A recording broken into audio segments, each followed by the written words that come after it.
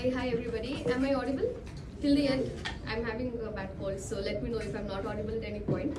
So hi, good morning everybody, and I wholeheartedly welcome all of you to show up here on a weekday. So yes, that means a lot. And today I'll be talking about building open source communities, and not just building it, but how you can scale it. So before that, I have a round of questions. Maybe I can see a quick show of hands if any of you are still sleeping. Like I slept very late at night, almost at 3 a.m. So even I am still under that, like I'm still waking up. So maybe while interacting with you, I'll wake up and be fully awake. But let's start with a few questions. That how many of you have contributed to open source? Quite a few hands. How many of you have contributed to open source for a t-shirt or for the green squares, or for to get something in return? Basically what you call I would say something that makes you feel happy. Okay. And how many of you are in communities because it you feel that you'll get something out of it, be it some opportunities or just or networking or something like that? Great. So the reason why I'm asking these questions is because in my talk we'll talk about how the questions that I asked are the problems, and at the same time how it's the solution as well. But before that, a bit of introduction about myself. Hi everybody, I am Hemantika Mitra and I'm working as a developer advocate at Hashnode. So does anybody know what a dev advocate does? I don't fight cases for developers. Okay, so very few hands, but yeah. So before that, I have worked at Apprite as a developer advocate as well, and slightly before that, I worked at Microsoft, but in the support team.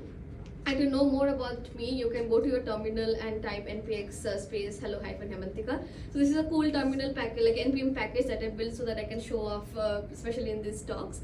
But yeah, other than that, a very normal journey. I grew up in a city called Siliguri, and then I found my way into tech through communities, which is why I wanted to pursue a career where I can do tech, where I can do communities, and I love teaching. I have been teaching in NGOs ever since I had some amount of knowledge with me. So yes, I love that, and I wanted to be in a job where I can do all of it. Gladly, I can do that, and I can wake up every morning with a happy face and just another Monday.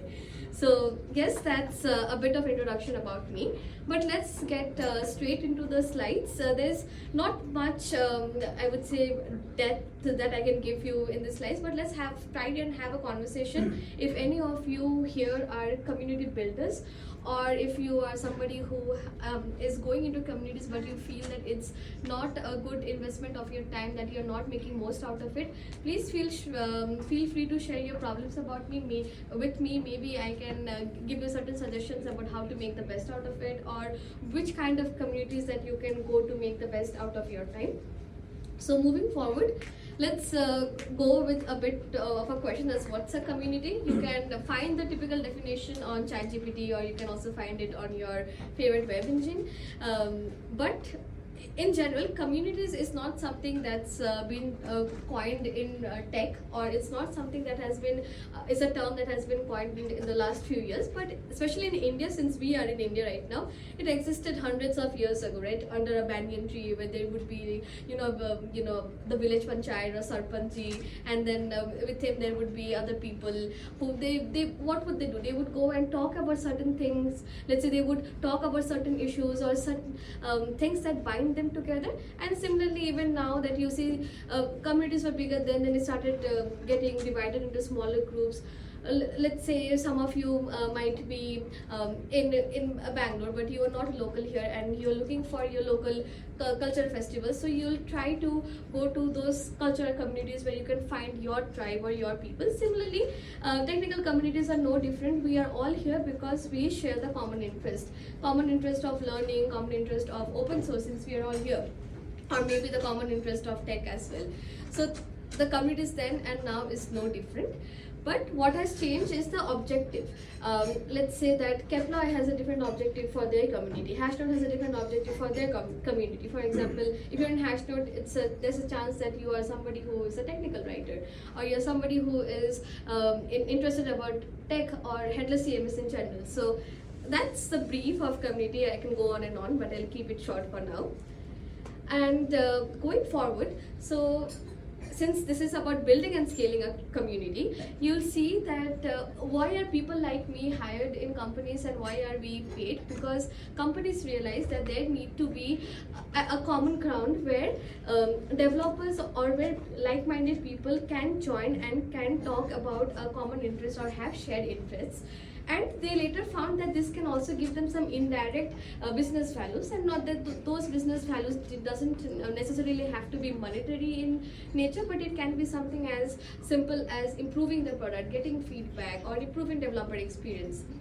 So there are many reasons why a company or somebody is building a community. But if you're somebody who is doing it professionally or for an open source project or for a company, answer the what, how, when, and why questions. So first thing is why. A problem that I see in the recent years is many people are starting the community and it doesn't have a reason, or they're just starting it, but since there is no solid reason to start it, they are either shut down or they are not being continued. And also I see a big problem that communities are started around a single person, like the single person think, okay, I am the community, which is very wrong. So the first and the foremost thing is you need to realize that why do you need a community, especially if as a company perspective, if you are somebody who is building one for your company and that's your profession, realize that what are your company goals and why do you need one in the first place. Next, who are these people? For example, now can I say that most of you here are open source enthusiasts or tech enthusiasts at least. So now I know, okay, like Kepler at least knows that their community members are somebody who are enthusiastic about open source. So first you have done the main thing, that why do you need one. Next, who are these people, or who are these people should be in my community. And the next, like I mentioned, while you're answering your why, the third question also is something that you're answering, that what. What is your goal and what does it help you at the end? Does it help you grow your product? Does it help you get users whom you can turn into your advocates, or does it help in increasing brand awareness? So there are multiple reasons why you can build a community, but make sure that you are defining those right at the start. And then finally, a list of how. So I have read this in history books that most of the times some kings, they lost their battles because they didn't have proper planning. So those concepts are still still relevant in this era, just that we are not fighting battles like we are not taking somebody's kingdom, but we are trying to take market shares or something like that. So having a proper plan is absolutely necessary while building a community. So the last question is to answer that, how can you achieve your goals, or what should be your strategy be, or what should be your, if there's a go-to-market plan, because a lot of companies also use communities for product-led growth or community-led growth. So having a proper plan is your first step to answering the question of why you need one and how to scale one. Now, coming to the question of, or not to the question, but coming to the point of some of the problems that are faced by open source projects. I used to work at Apprite for 2 years, and it's an open source project and a company. And when I was talking to our founder, who was the only maintainer for years, and before that he was like a normal project maintainer before he turned into a company, he mentioned that the biggest problems are not only at Apprite, but I have interacted with numerous other maintainers as well. And the main problem that they all say is the maintainer burnout, which means that they let's say they have a plan of action on their mind. Okay, this is the features that I want in my product, but then there might be a certain outburst of PRs, or somebody is changing README. Like most of you are aware of everything that happened recently in the open source community, right? And I think that's something that we as the Indian community tech members should avoid, or at least go and advocate against all of those things. But these are some of the things that go and account for maintainer burnout. But other than that, it's just one person handling too many issues, and it's not just product related issues, but other things like something might be breaking, or let's say another thing is that they do not have enough resources. Like I know people who are so much in love with open source that they've quit their full-time jobs, and now they do not have enough bank balance to continue to pursue their interest, which is building the project that they're doing. So there are many reasons to do that, for maintain a burnout. And next is contributor management. So this is an issue that we faced at AppRed initially, like back when it was a very new project. That time maybe our founder had problems in finding contributors, but then later when the project got some traction, contributors were coming, but we were not able to retain those contributors. So or maybe the contributors were coming only during particular times. Let's say if they are getting something in return, they are getting a Hacktoberfest swag, or they are getting something in return, only then they were coming. So this way you'll attract contributors, but you won't be able to retain them, and this is a very big problem of that maintainers face.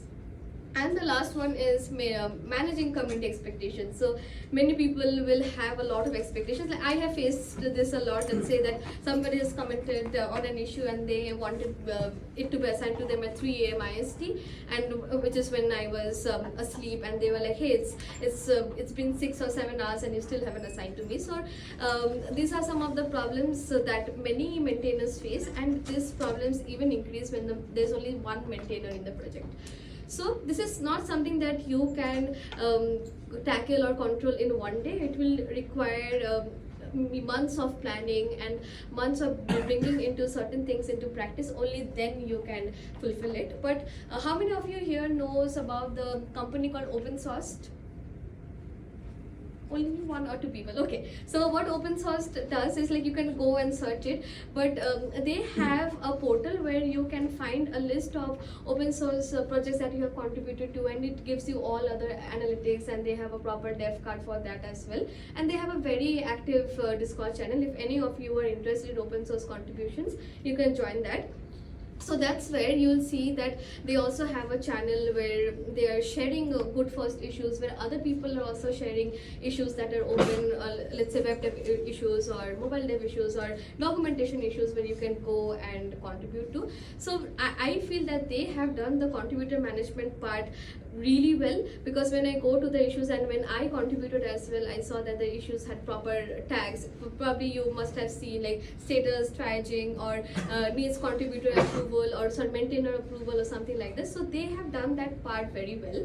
And if you are somebody who is an open source maintainer or working at an open source company, I would suggest that you can take example from what they have done and take inspiration from that, because that, in my opinion, I have contributed to open source quite a few times, and have realized that them and a few other CNCF projects have really nailed that thing, because the contributor, my experience as a contributor is very well. And while, so there are two parts. One is a contributor experience and the other is a maintainer experience. And when I am going, I have my own selfish motives. Let's say to get some green squares, or to get into LFX or GSOC or something like that. So when I am contributing to a project, I would like to make sure that there are certain checkbox that these projects are maintaining. How is the README? How is the contributing guide? And how is the architecture? Is it easy for me to get started on, even if the code base is big, very big? So these are some of the things that, if you are building an open source community, try to put yourself in the shoes of a contributor and ask those questions to yourself, that when I was a contributor, or when I am contributing to certain projects, what are the things that I want to see in a project? And then you go back to your own project and see if it's already there. If not, then you know what to work on. Great. So now coming to must-haves. So these are certain things that will not only help you build the community, but build a very good one, and also to scale it. So the first one is resources. I see this is missing. It's not only about communities, but in a lot of products as well, that it's a very good product, but a lot of developers are not using that. Okay, question time again. So what is the not a maximum time, or what is the time that you would like to spend while learning or while using a new product? Is it in hours, minutes? Documentation. Oh, what time? 10 What? minutes. 10 minutes. Okay. 20 minutes. Very few minutes. Very few minutes, right? So like, and especially right now, now that like no matter what our age is, we are used to consuming content that is short and crisp. So years back, like even in my bachelor degree, I would see 2 or 3 hour long videos, or read books. But now if you ask me, I probably prefer videos that is 10 minutes, or that is something where I can learn from shorts as well. So having a good onboarding journey, or having, there's this term called TTHW, or time to hello world. So whenever you're learning a new product, and you see that it's easy for you to get, and as developers, we get the dopamine effect when we see that okay, it's running in the funnel, when we get the 200 status code, right? It's not the 404 that makes us excited. So having a good onboarding journey for your communities, for your product, is a must-have. Next is having learning resources, like you mentioned, documentation. Like documentation is the key for DevTool success in this era. Even though videos and other forms of content is taking a leap, but documentation, the good old way, is not going away anytime soon.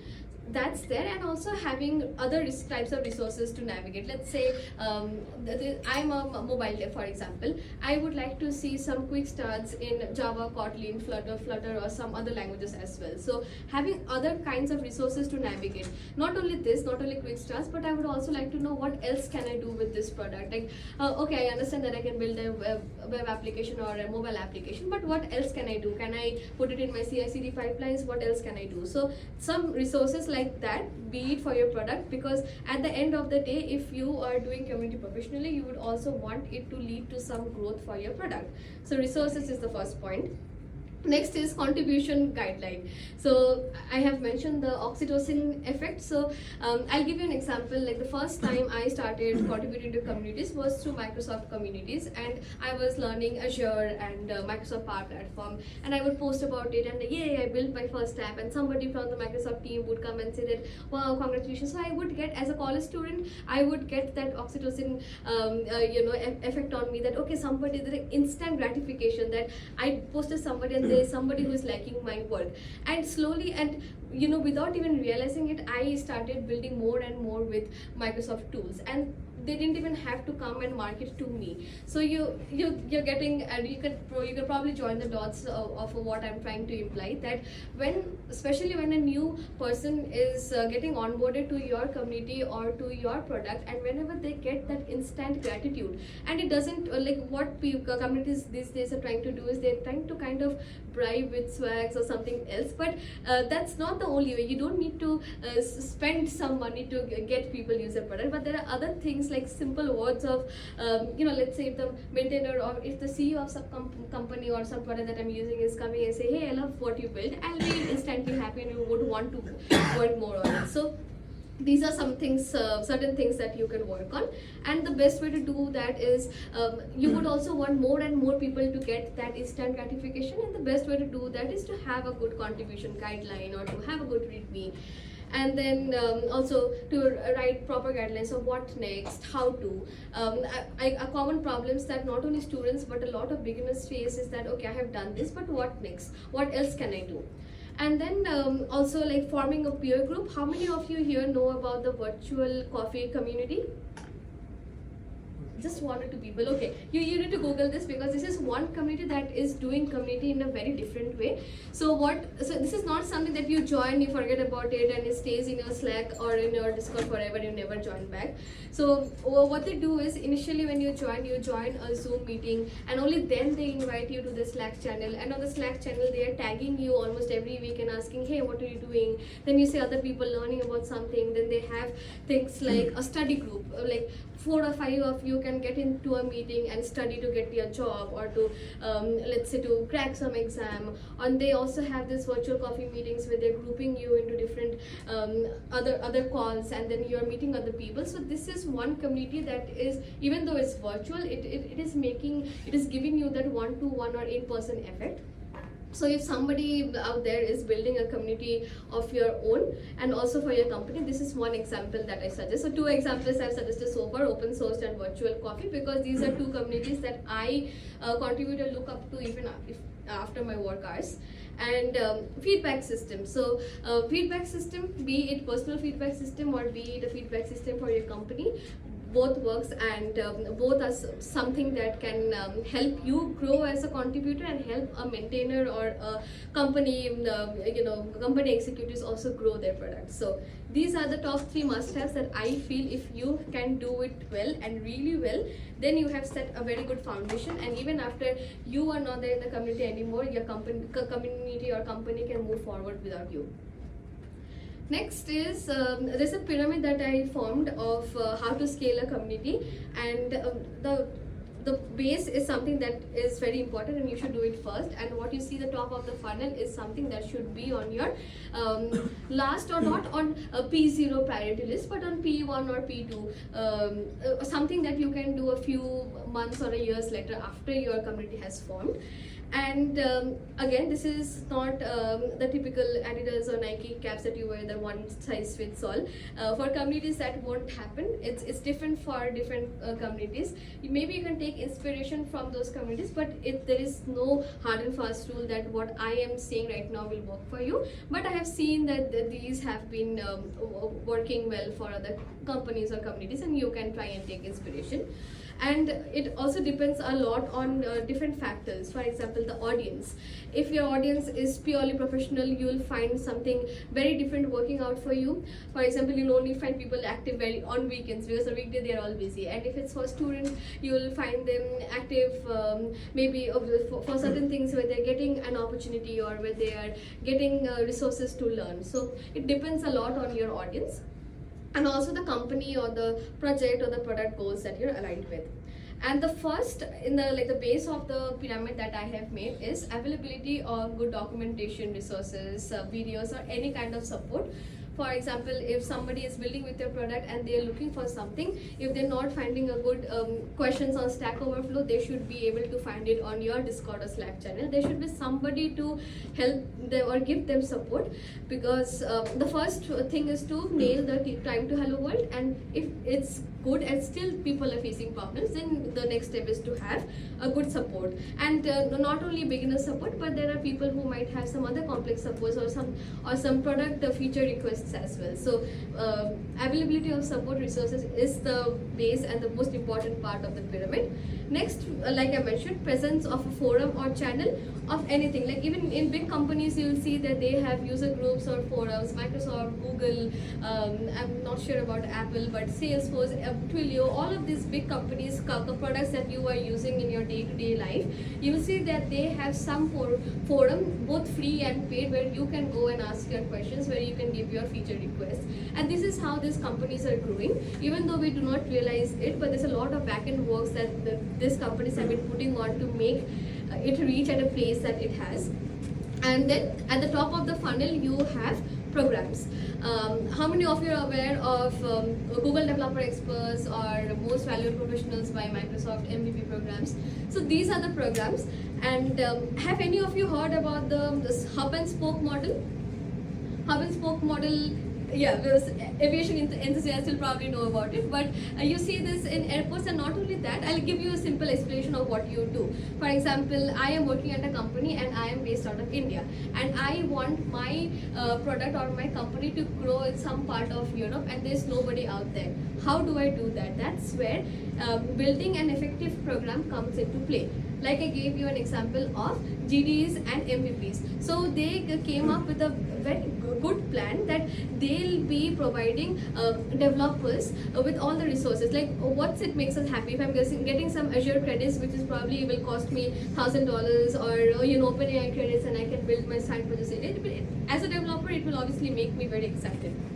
So what they did is, with these programs, they turned their user into advocates. And now I don't see, for example, this is a very funny thing, that AppWrite was a competitor of Firebase. I haven't seen a Firebase employee coming and fighting with me, hey, Firebase is better. But a Firebase GD would obviously come with a lot of points, that contradictory points, that hey, AppWrite is doing this, Firebase is not doing that. And then they were the ones who would come and contradict or have good valid points of debate with me. So you see that how the employees weren't the one who came and spoke with me directly, but their advocates, like somebody who is the user or somebody who is their product user obviously is the one who is coming and chatting with me. So that's how they basically converted their user into advocates.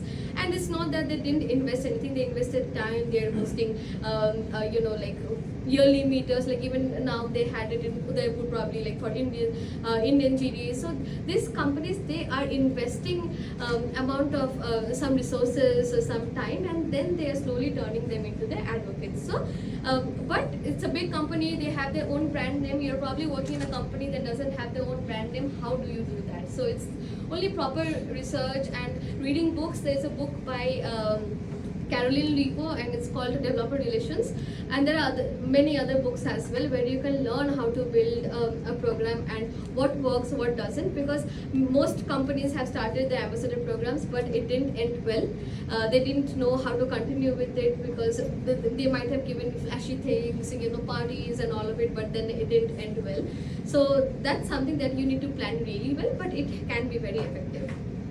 Now, since we're talking about the building of programs, have a plan of action. My favorite way to document anything is to answer what, how, whys, and then also to measure the cost versus outcome. It's very easy to spend some money, but to show the rate of interest or what my actual metrics are is very hard. So having that plan initially, and also making sure that you're communicating it well with your company executives, that okay, this is what I'm doing.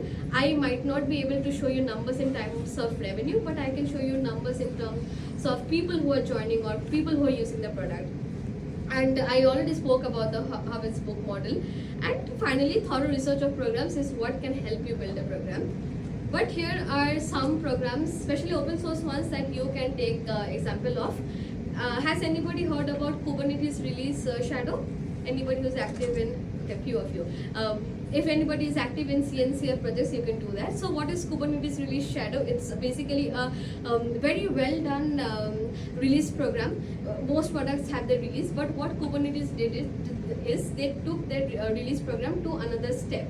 Now, whenever they're releasing something, let's say Kubernetes release Shadow 1.2.1, they'll onboard some people who will be the testers, who will be somebody who is writing documentation or who is writing test cases, for example, or who is just forming tests both manually and with scripts.